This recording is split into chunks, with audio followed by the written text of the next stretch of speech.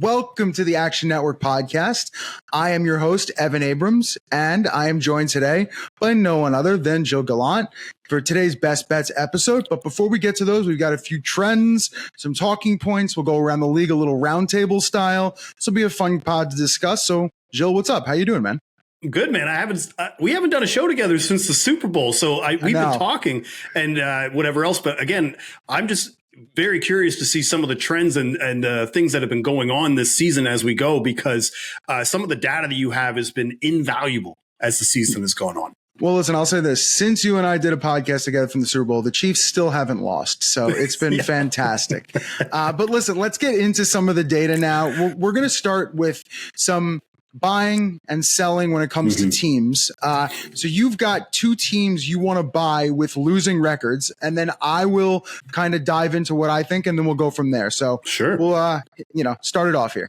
Yeah, so I did one for each conference because essentially it's like looking at, all right, is this team just this bad?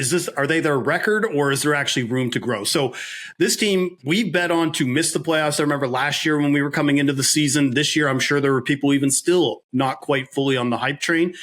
I think now is the time to maybe buy the New York Jets because, look, they're 3-6. You could argue they could be 5-4 if they had a reliable kicker. They're actually 24th in our luck rankings done by Nick Giffen based on expected scores. Of their remaining 8 games, they have what I would call 3 tough games, which are basically teams that are at 500 or better. And when you look at who they are, it's the Bills, Rams, and Cardinals. I don't know if I would put the Rams and Cardinals in that category of tough opponent yet. But again, only 3 teams left with a 500 or better record. Their remaining strength of schedule, according to FTN, is the 3rd easiest the rest of the way. And they're only facing one team that is a top 10 in defensive DVOA versus the pass, and that's the Buffalo Bills. The rest of the way, their passing game should be much more effective. And I think we need to get on them now, because if they win this week against Arizona, I think the door is wide open, looking really at their regular season win total, which is around 7.5 to plus 125 to the over. That's how I would approach this. And if you really want to get spicy, you could maybe even take them to make the playoffs around plus 370. So the New York Jets is the first team that I'm saying that I think we need to start buying for the remainder of the season. What do you think of that, Evan? Well, listen, strength of schedule, I was on it because even with just win percentage, I'm looking at it right now, they have the 5th easiest. And in terms of easier in the AFC, it's just Miami and Indy. So I completely agree with you. And we said this about a week ago, that it's just trending in the right direction. Now, this week is massive, and the market's kind of moving their way. They're up to 1.5 point road favorites. But if they get this one, they got Indy at home and then the bye. You're really looking in a positive direction. So I like it. Absolutely. So, yeah. The Jets, to me, I think, is the team in the AFC. In the NFC, though, and again, they just came off a loss to that Kansas City Chiefs team. It's the Tampa Bay Buccaneers. And I think you have to play them now before they play the 49ers, because right now you're seeing it. Their playoff prices are pretty much the same as what their money line price is this week. It's around plus 200 to win outright against the 49ers, which may grow as the spread keeps going, because it was around 5.5. It's probably going to get to 6.5 by kickoff.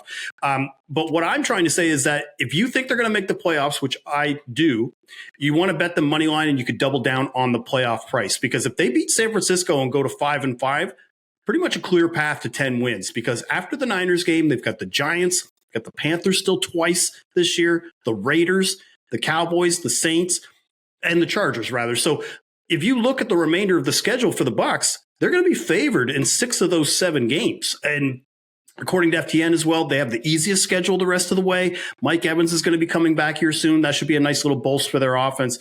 So outside of them in the NFC, when you start to look at those mid-tier teams, like maybe with losing records who could maybe sneak back into the playoffs, I don't see any other team right now in the NFC. I feel like the playoff picture is pretty set outside of Tampa and San Francisco. So I think Tampa is the team that I would be looking at, and I think you can get them both on their money line and the playoffs.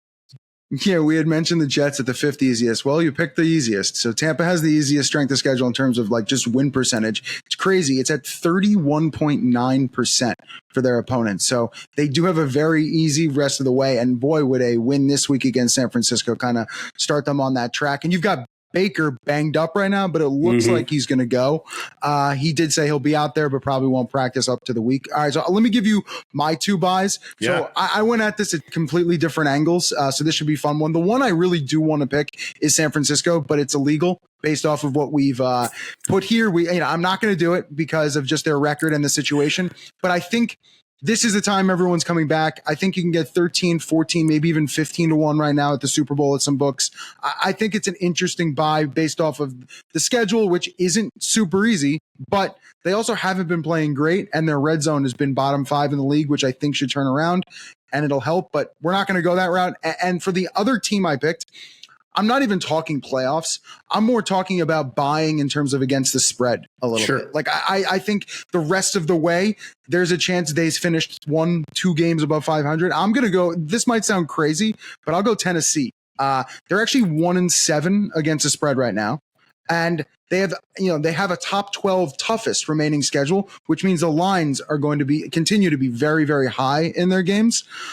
So I think Tennessee, one angle I'll say, teams with 20% ATS win percentage this late in the season are about 63 to 65%, depending on how high you go. So if they continue to cover games, you're still in that zone. If they lose another one, I still think they're going to finish above 6 games below 500 ATS. So I can't believe I went this route, but I'll say Tennessee.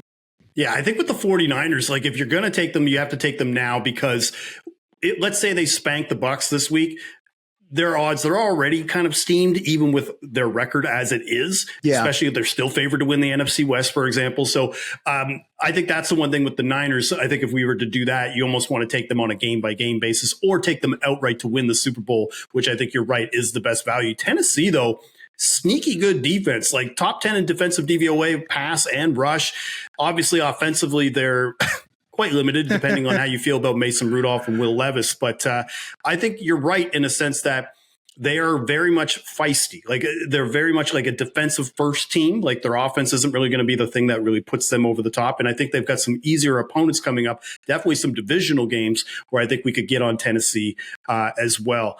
I got a couple of teams, though, that I'm fading with winning records. I don't know how you feel about that. So the one team, though, that I'm fading with a winning record, I don't know how you feel about them, but the Denver Broncos, I'm actually eyeing the under on their win total at 7.5. It's around plus 125. This team is just complete overachieving BS, man. Like their last 3 wins are against teams that were quarterbacked by Bryce Young, Spencer Rattler, and Gardner Minshew. Those teams have a combined 6 wins.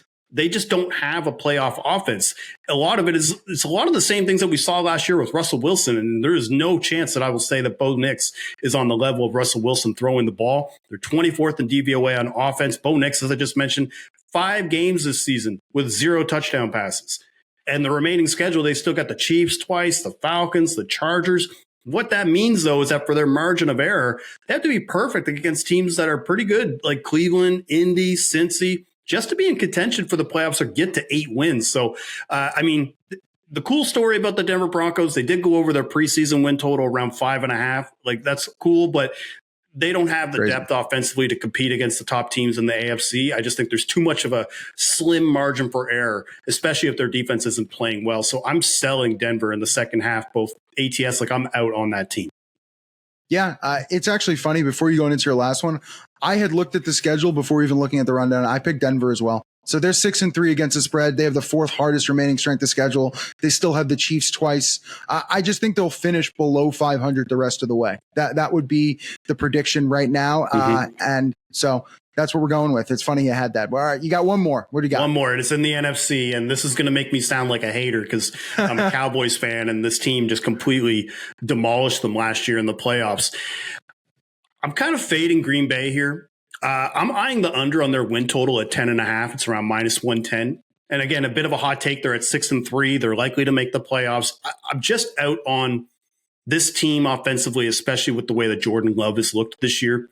10 interceptions in 7 games this year for Jordan Love. To put that in perspective, he had 11 interceptions in 17 games last year. He clearly isn't healthy, Evan. Like we saw with the knee injury, he had a groin injury as well.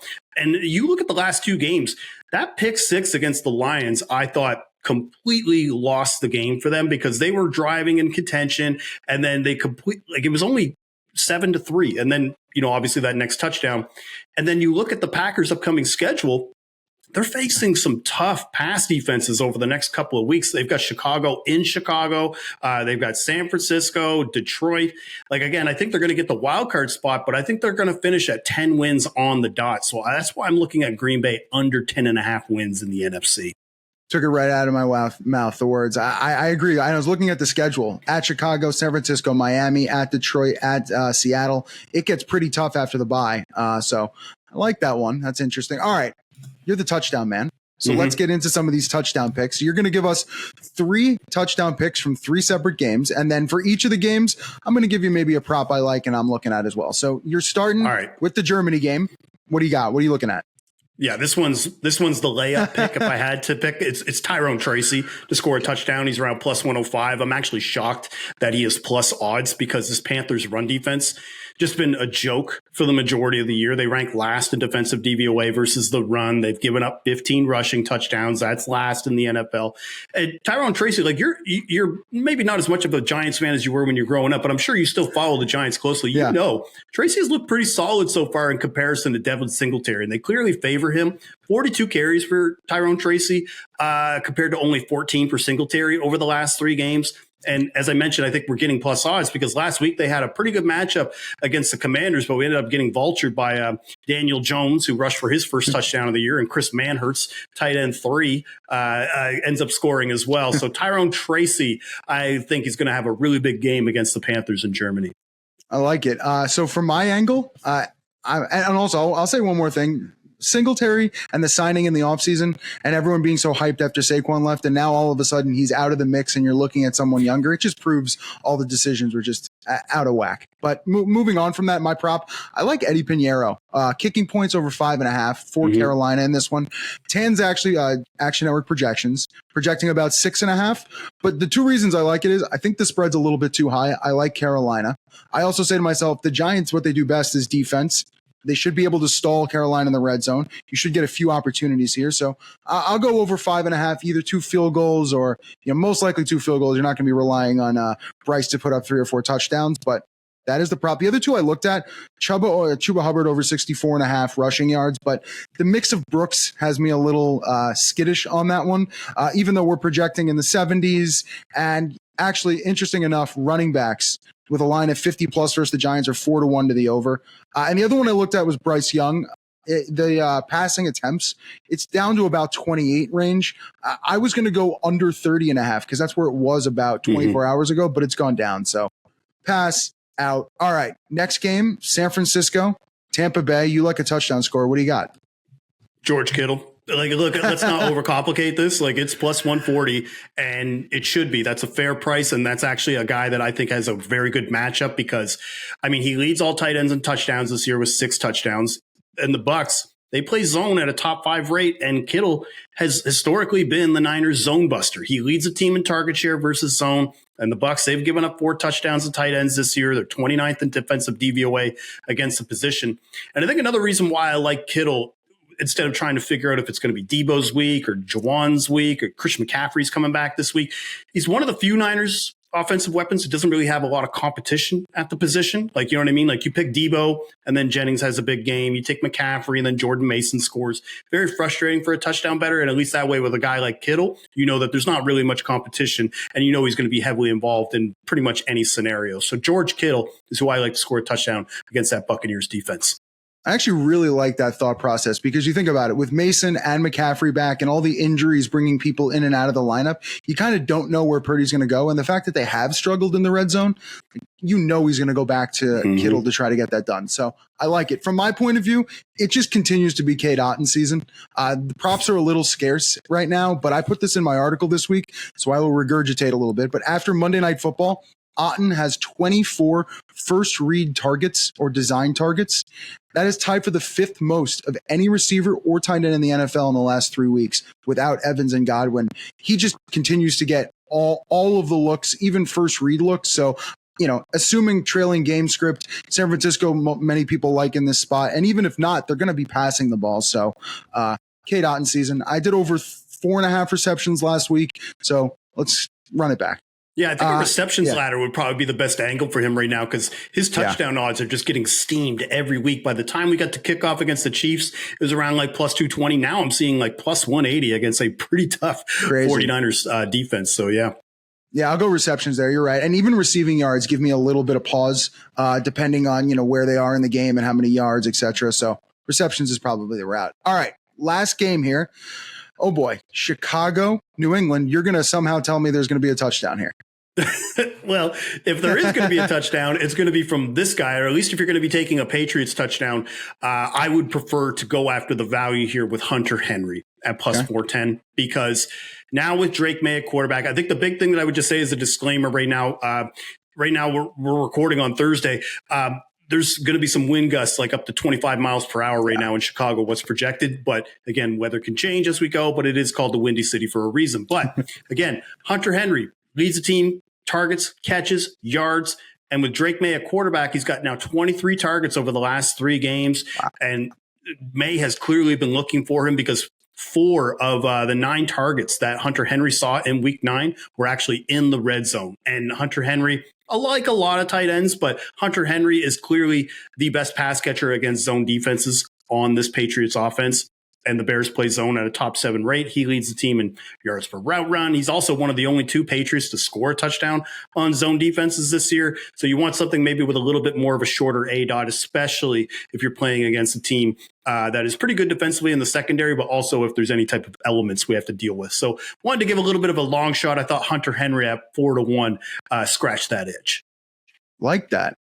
That's good, especially at those odds too. You assume he's a blanket. He's going to get there from Drake. All right, so my prop that I like, I'm going to look at Swift over 15.5 receiving yards, and you're right with that weather. So it's looking like 15 mile an hour winds, and it's going to be pretty steady throughout the game. So probably impacts Keenan, impacts Rome, but I don't know how much it'll impact Swift, if not make it more likely that you get some dump offs and some easy yards there. So over 15.5, he's over the mark in 6 of the last 7 games.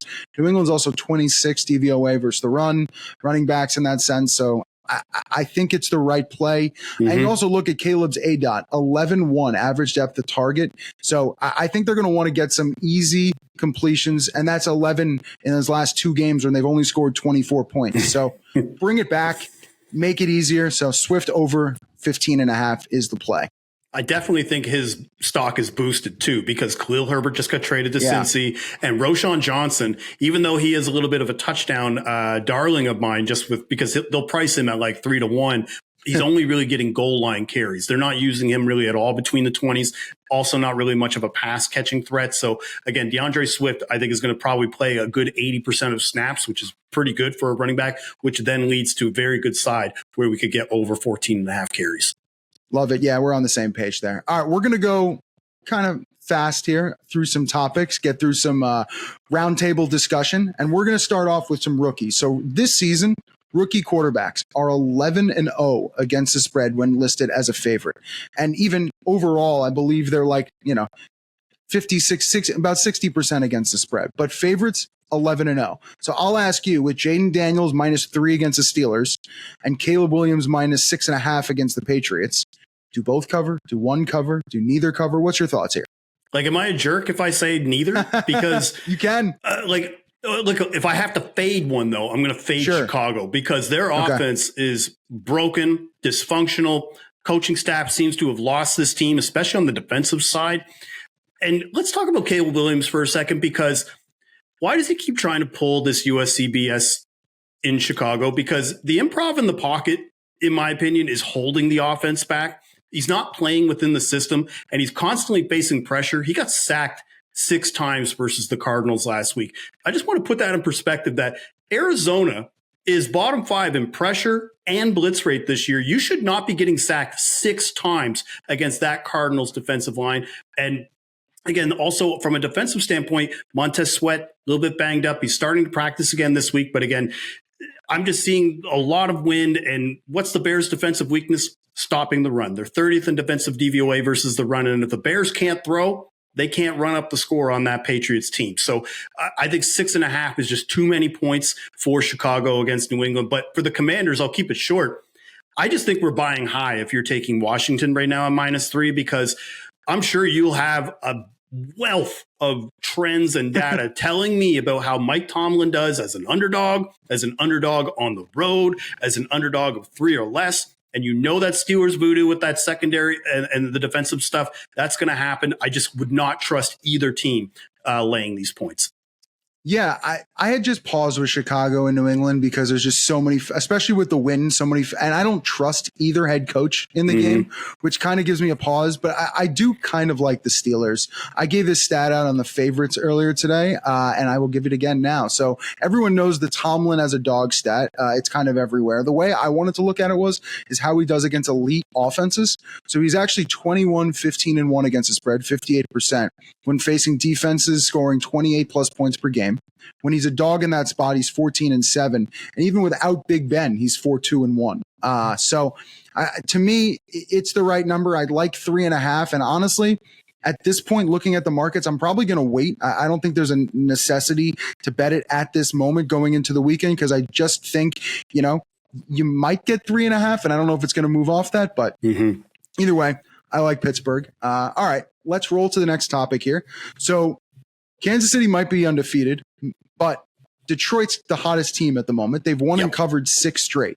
So what do we think about A, their game this weekend, and B, do we find a time that they're not going to cover and it's going to come back down to earth?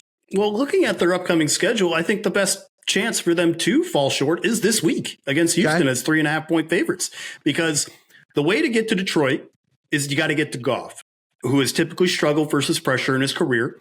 And the Texans defense, they get pressure. They're top 5 in pressure rate per dropback. They also blitz at the 7th highest rate. And I mentioned that because Goff has historically had a tougher time when he gets pressured.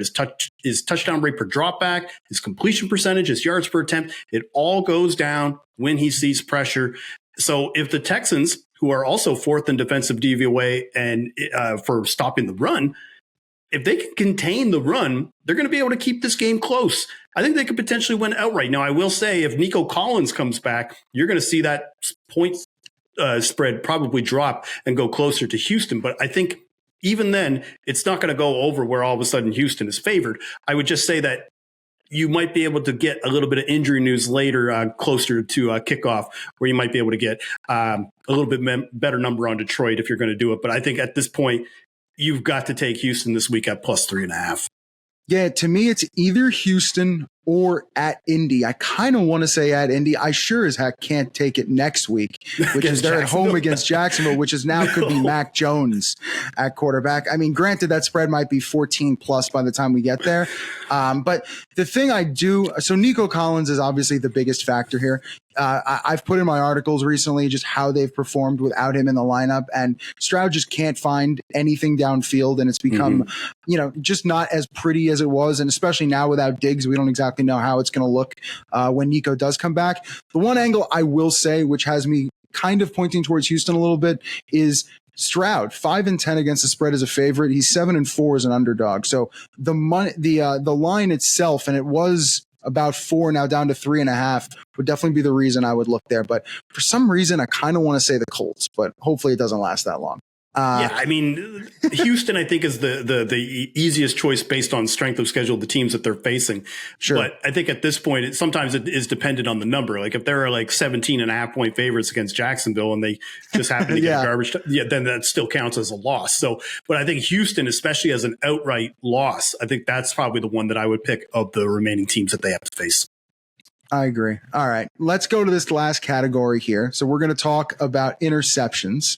And now this is your specialty. So we've got Herbert, Hurts, Goff, and Fields and Russ haven't thrown a pick since at least week 5. They've been on a stretch where they're just not throwing interceptions. So I'm going to basically put it on you and me. Which one of those quarterbacks do we think might throw a pick this week? Who do you like? Right. Well, I mean, Justin Herbert is showing probably one of the best values on the board right now. He's around plus 115. Jalen Hurts, not as much, but I still think that just because, again, I'm not sure how much he'll have to throw against the Cowboys this week.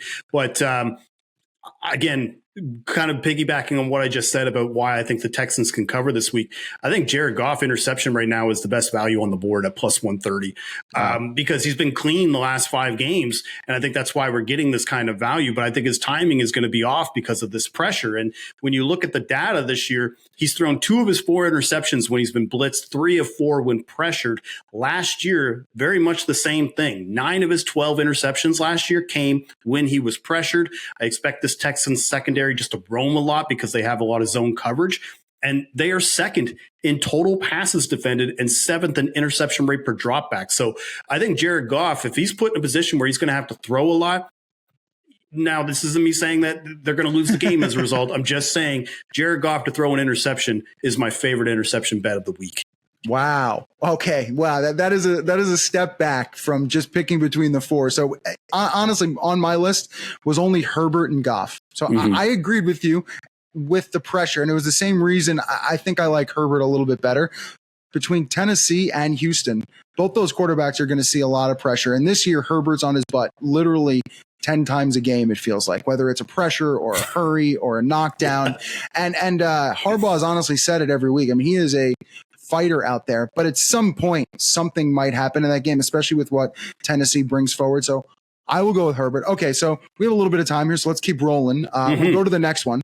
This was a fun one, touchdown guy. So we're going to go back to some touchdowns here. A Sunday night football, Monday night football parlay, touchdown parlay. So, all right, what's your thought is here? You pick one from each game. I'll let you go first. And funny enough, I think we might be on the same page. So what do you got? Yeah. All right. Well, for me, for Sunday night football, I'm looking at wide receivers, and right now it's wide receiver 1 by default in Houston, but I still think Tank Dell is the guy that we want to take here for the Texans and pair him maybe with Amon-Ra St. Brown. Like, right now, those two paired together, it's about plus 475.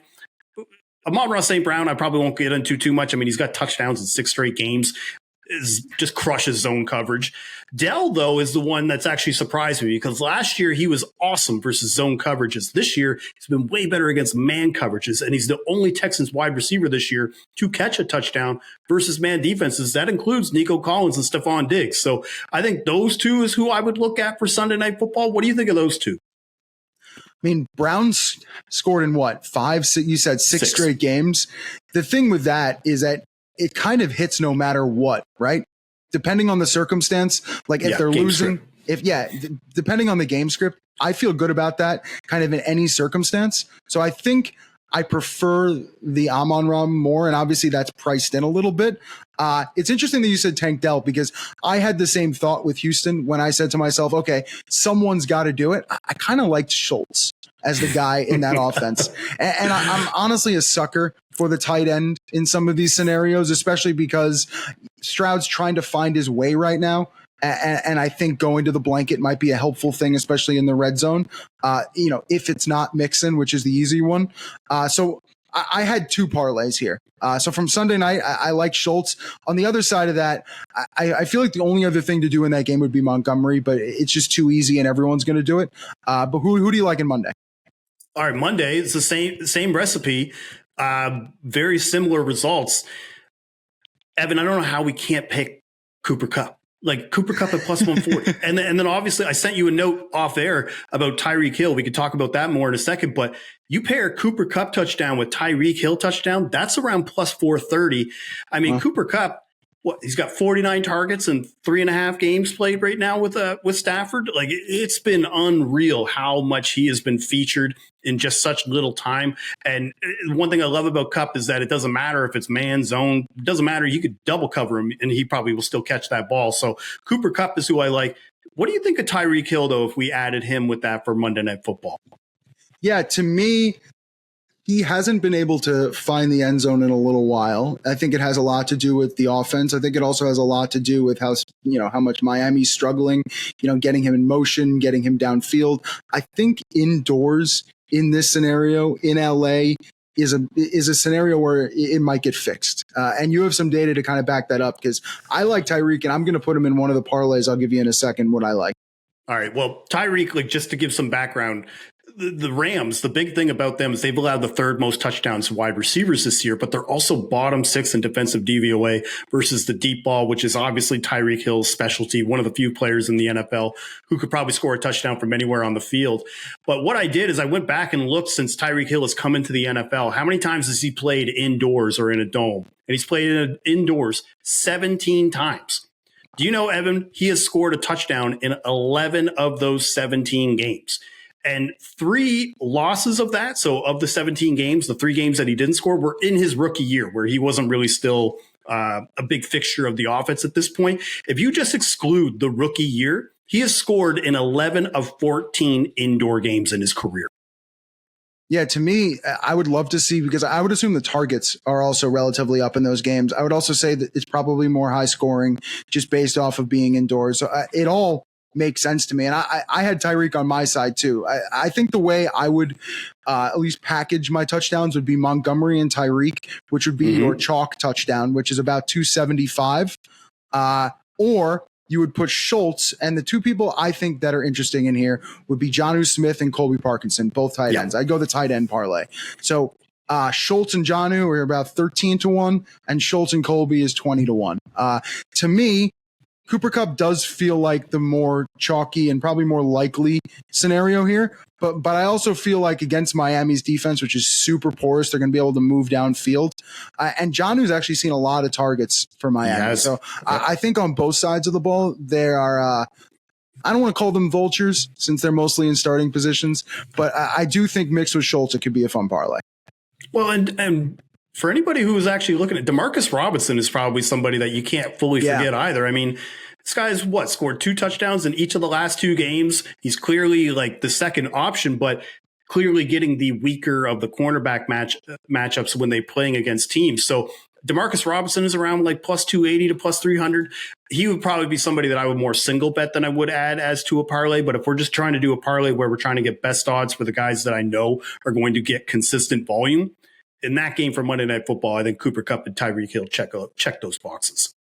All right, some touchdown parlays for you. All right, so do you want to do one more here before we get out? What do you think? Let's do it. Yeah. All right. So favorites last week were the story. They went 14-1 straight up. Obviously, the only favorite to lose fired their head coach, and that was the Saints and Dennis Allen. So that was the situation. We are a week later. My question to you is, which favorite on the money line do you feel like is your safest this week? So maybe you're going to toss it into a parlay. Maybe you're going to pick it in Survivor. But I think I looked at it before. There are 8 games with a spread of 6 or more this week, which is a lot considering we haven't had big favorites mostly entering the last few weeks. So, Jill, what do you think? Well, this is going to sound like a beaten down Cowboys fan, and I'm trying not to be. It's just more of the matchup and the fact that Cooper Rush is now the quarterback. 7-point favorites right now for the Eagles. I would venture to say that I don't even think they're going to struggle in this game at all, now, because yes, you're going to get Micah Parsons back, and that'll help for a little bit on the offensive line. But I'm just not sure that the Eagles are even going to have to really throw that much. It's part of the reason why I'm not really too high on A.J. Brown or like Devontae Smith this weekend for scoring touchdowns, because I think Saquon Barkley and Jalen Hurts can pretty much control the pace of this game. And their secondary has gotten way better now this year, especially with Quinyon Mitchell and Cooper DeJean playing at a much higher level. Their run defense was already solid, and the Cowboys have pretty much 0 run offense to speak of. So they're going to have to throw a lot more, which means that Cooper Rush is going to be throwing the ball, which, again, maybe if you're looking at an angle, I'd be laddering maybe Cooper Rush interceptions if you're looking at it. But I'm just not sure where the points are coming from on the Dallas side outside of maybe a garbage time touchdown. So not only do I think the Eagles are the safest money line bet, I think they're pretty safe even at 7. Yeah, so on my list was only 2 teams. It was the Eagles, because I agree with you. Cooper Rush is 5-1 against straight up and against the spread in his career, which just absolutely feels crazy. But you look into it, Dallas has scored at least 17 points in all 6 games, scoring 20 or more in 5 of those 6 games. I just don't think that's going to keep up, especially against Philly's defense. So I think Philly's money line is probably an easier route. I think the other one I would look at is Kansas City. I just don't listen. Maybe I'll be the person that steps in front of this and they finally lose a game. I just don't think this is it. I think they'll be able to figure out Bo Nix. That spread's actually coming down. It's down to 7.5 at the moment. It was in the 8.5 range, but I'm not scared of this one. But maybe I'm wrong, but I think that is the safest money line of the week. Yeah, I think what you saw last week against Baltimore is pretty much what I think is probably like, I don't like to get too married to results week to week, but I thought it was very telling on what Denver's off. I mean, we talked about it at the start of the pod of how low I am on Denver and their offense. The fact that right now that their passing offense is pretty much non-existent with Bo Nix at quarterback, and then you're playing against a team that their strength already was their secondary, especially against wide receiver one with Trent McDuffie. But they've actually been top 3 in defensive DVOA against the run this year, too. So I don't know where the points are coming from a Javonte Williams perspective or Audric Estime or Jaleel McLaughlin. You might see a Bo Nix touchdown in garbage time just to be able to get some points on the board because he has been actually pretty effective at running the ball this year. But yeah, like I don't know how. Like right now I'm seeing a total of 41.5, and I'd be shocked if Denver puts up more than 13 on this team. Also, I believe in their last meeting, Denver beat them. So I just can't really assume that Mahomes is going to let that happen again. Maybe the game's close. Maybe Denver covers and continues KC's like small straight up margin streak. But I'm just not sure how that happens. So we will be on the edge with Kansas City this week as the safest bet. But that's it. I appreciate everyone listening in to the Action Network Best Bets podcast. Jill, I hope you had a good time. I hope we picked some winners. But everyone, see you next week and enjoy the slate. Absolutely. And best wishes to Brandon Anderson. Can't wait to see him come back. See you soon, buddy.